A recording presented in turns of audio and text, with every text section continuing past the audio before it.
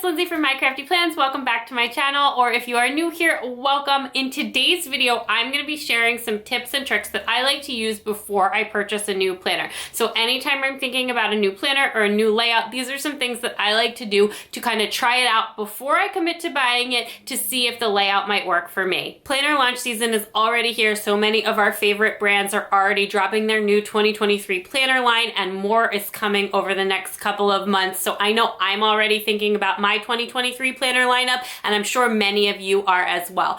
Before we get into the tips, I did just want to mention something. So over this launch season, over the next month or so, I have a lot of planner reviews that are going to be coming out that I am so excited to share with you. Super excited to have seen so many planners, to be seeing so many planners, and I really cannot wait to share them all with you. But I also just want to say, I know I use a lot of different planners and highlight and showcase a lot of different planners and planning relating products here on this channel and also on my Instagram. And I do understand that while that works for me, it's not going to work for everybody, both from a practical sense, but also financially. I absolutely love getting to share and showcase so many different products for you, but that does not mean that you need to go out there and buy all of the things to achieve planner peace or find a planner that works for you. I do either receive a lot of these planners for free or in exchange for content and reviews. Of course, I always share my own opinions, and I will make sure to always tell you whether I've been gifted something. Obviously, if I didn't have my YouTube and Instagram channels, my planning system would look completely different than the way it looks today, but I absolutely love social media, and it's a huge part of my life at this point. So the system that I share is what works for me. So basically, I hope you enjoy this video and all of the planner reviews that I'm gonna have coming your way over the next month, but always respect your budget and what's gonna work in your life. With that, I'm gonna jump into the tips. All right, so step one is super easy. I'm gonna pop a picture of my phone on the screen here, so hopefully this works. But basically, you're probably already doing this. It may even be how you found this planner layout that you wanna try out in the first place, but scroll the relevant hashtags, look for new accounts to follow, look for Plan With Me's in that style of planner. I find this so helpful. Anytime I'm considering a new layout, I always just search it on Instagram and on YouTube. Anytime I'm considering a new planner layout, the first thing I do is search it on Instagram and on YouTube specific to that planner, that brand, so I can see pictures and videos of how people have used that layout exactly to get ideas.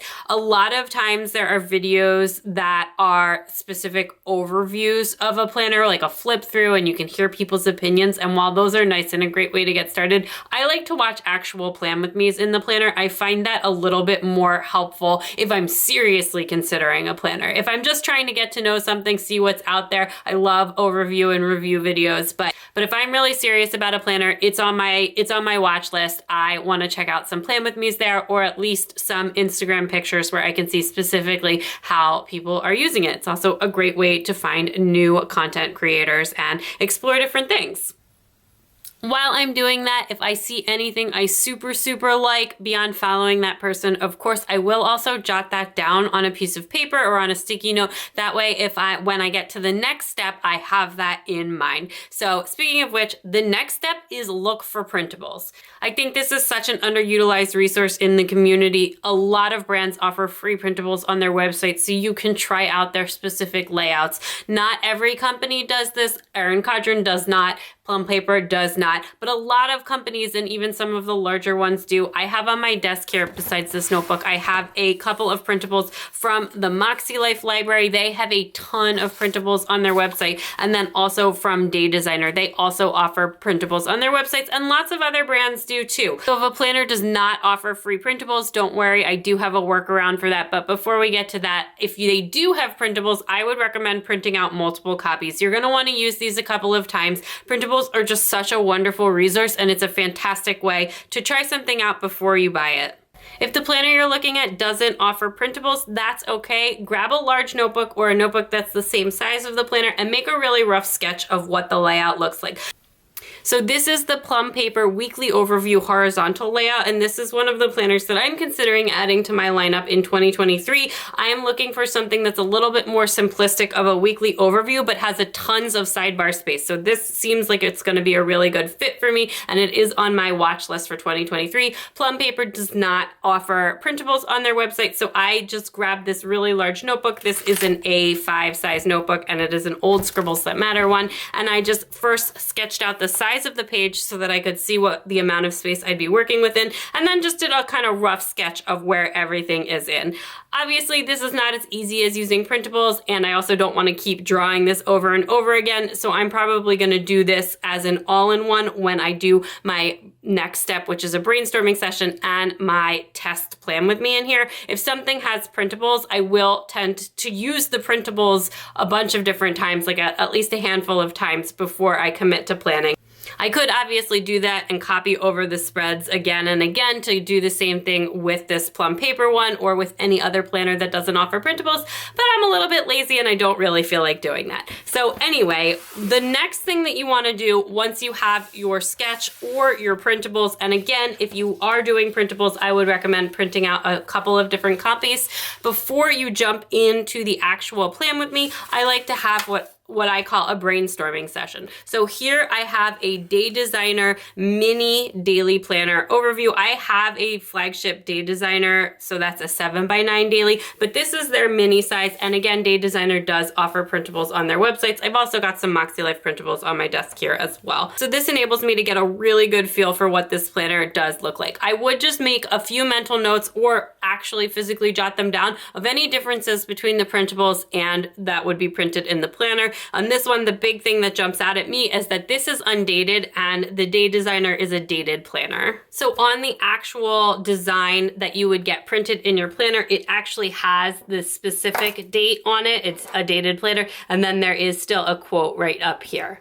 So that's just a good thing to note. The printables don't have those two things, so I'm just gonna go ahead and circle that and write quote at the top. After you make a note of any differences, then you can get into what I like to call a brainstorming session. So that is when I just go through all of the different sections of the planner and I jot down any ideas I have to use them. You can even put in where you might put washi or stickers, anything like that. It's just things designed to get all of your thoughts out on the page before you go into planning. So for some places, it's really obvious. This is the schedule portion of the planner, and this is the to-do list portion of the planner. I am a person who likes a schedule in my daily planner. It's the thing that I love about daily planning, so I'm not going to use this for anything but the schedule. I did just note that this is a 1 hour increment schedule planner because a lot of planners offer half an hour ones, and the daily planner that I use most frequently, which is the Erin Condren Daily Duo, is a half an hour planner. So I knew that I would forget the first time I planned with this, that this was in hour increments if I didn't,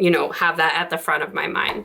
So then we have the listing section over here. I would use this for my to-do listing. I'm probably not going to get too fancy with that, but I did just jot down that I could use washi or stickers to split this into specific sections, or I could just leave it all in one. I could also just color code different types of items. I do all of these things on different days in my daily planner now, so it's pretty easy for me to know that. But even when I was going through this for the first time using a daily planner, which I just started daily planning in July, that this was something that I did. Then up here at the top, you have a section that says today's top 3, and then on the other side of that, it's got a do, dinner, dollars, and don't forget. So I really love this section of the Day Designer Planner. It's in the flagship size as well. Instead of actually writing down the list, what I did is I wrote down some ideas. So I could use this for a top 3 priorities for the day. I could use it for reminders or time-sensitive things, specifically put appointments. I don't often have time-sensitive things throughout the day. So when I do have something time-sensitive like an appointment, I like that in a gold star exclamation point in my planner so that I don't forget about it. I could also use this for work tasks. I don't work full-time, I work part-time and freelance, so there are a lot of days where I just have 1 or 2 work things to take care of or 3 work things to take care of. So I could separate my works from my regular priorities list. It's just different things are gonna work for different people, and just because it says today's top 3 doesn't mean you have to use it as a top 3. Now on this side, we've got do, dinner, dollars, and don't forget, but you can customize this however you want. I put under do, you could put a deadline or a top task. You could put anything that's really time sensitive. Then for dinner, most likely I'll use that for my meals because I do usually put my dinner in my planner.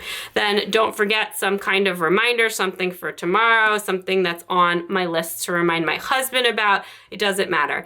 I am not a person who typically puts bills or budgeting stuff in my planner. I have a different system for all of our financial planning, but you can just use this spot. I've used it. If I did have a bill due, I might put it in. But again, I just don't. Most of my things are on auto pay and I have a different way to track that kind of stuff. I could put in my video or something, my YouTube video for the day or something else related to social media. Or if I have 2 deadlines, I could put in a second deadline or a second reminder. So I just wanted to have a bunch of different ideas here.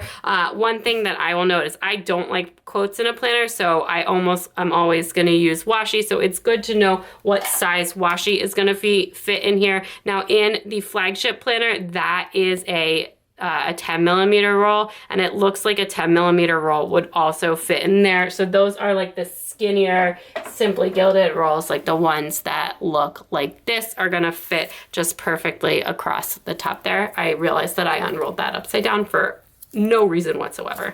Then at the bottom here, you've got a notes section and a section that says daily gratitude, but you could use it however you want. Usually I use this section when I'm planning in my day designer. I usually use this as like for tomorrow or for next week. That's something I love to have in my planner. You could also make a little habit tracker section. You could do a quote, just actual general notes if you have those throughout the day. And then in terms of daily gratitude, again, you could use that for gratitude. I'm not a person who does gratitude every day in my planner. I don't feel the need to do that.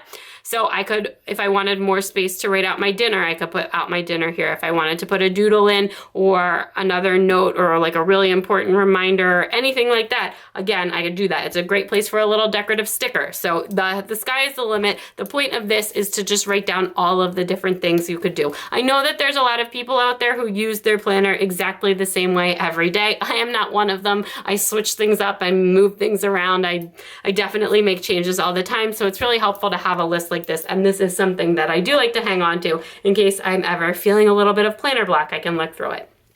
After you do that, you are ready to do what I like to call a mock plan with me. So a mock plan with me means you take plans from a day that has already happened, something that you've already planned, and you translate it onto this page. That way you're not stressed about what you actually have to do for the day. You're not worried about what's going on. All you're worrying about is how your real life is going to fit into this planner. So I would highly recommend, before planning for future days, back planning a day. Plan for a day that already happened or one that you've at least already planned for. So you just kind of copy over and translate all of the sections from one planner to the other. Now this is another daily planner. This is my Erin Condren Daily Duo. So that's gonna translate really easily over to a planner, but you could still do this from a weekly planner to a daily planner. That is what I did the first time when I was testing out using a daily planner for the first time, going from just a weekly planner to a daily planner.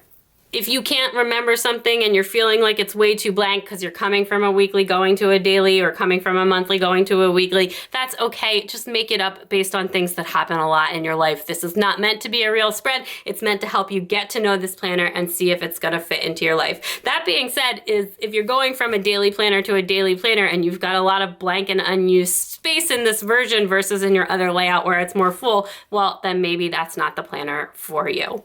Speaking of which, sometimes we're looking for something a little bit more general. Like my daily planning fever, I'll call it, started back in May, and I was so excited to try out daily planning, and I was looking at a bunch of different layouts before I decided what to purchase. So I could do this for the Day Designer one. I can grab this Moxie Life one and do the same thing, and one for Erin Condren, one for all the different layouts to kind of compare and contrast what's going on. If you have, the more you write on the page, the more brainstorming you do, the more testing you do, the more confident you're gonna be in that decision to actually purchase the planner. So that's basically it. Step 1, get inspired. Step 2, look for printables or sketch that planner out. Step 3, have a big old brainstorming session. And then 4, finally try out some planning of your own in your printables or in your sketched out version.